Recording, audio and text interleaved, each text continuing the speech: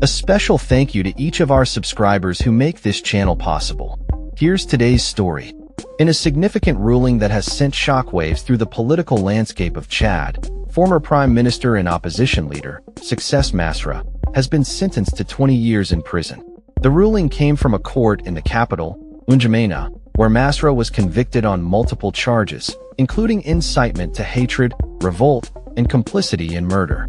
These charges stem from a deadly clash that occurred in May between herders and farmers, resulting in the tragic loss of 35 lives, including women and children. Masra, who served as prime minister for a brief period from January to May last year, has consistently denied the allegations against him. His defense attorney, Kajalambe Francis, expressed outrage at the verdict, claiming it was based on an empty dossier and a lack of substantive evidence. Our client has just been subjected to ignominy and unworthy humiliation, Francis stated, confirming that Masra intends to appeal the sentence.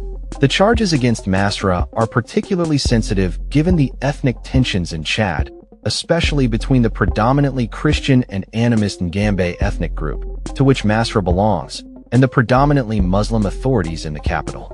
The intercommunal violence that led to Masra's conviction was reportedly sparked by disputes over land use between Fulani herders and Ngambe farmers.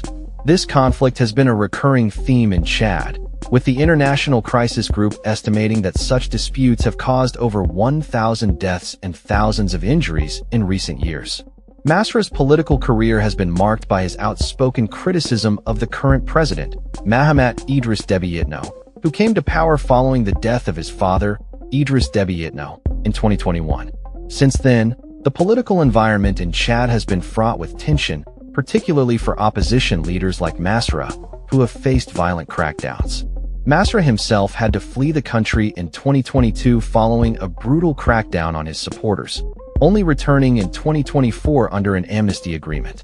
During his trial, Masra's legal team argued that the prosecution had failed to present any concrete evidence linking him to the violence. They emphasized that the charges were politically motivated, aimed at silencing one of the regime's most vocal critics. In a show of defiance, Masra addressed his supporters from the courtroom, urging them to stand firm in the face of adversity.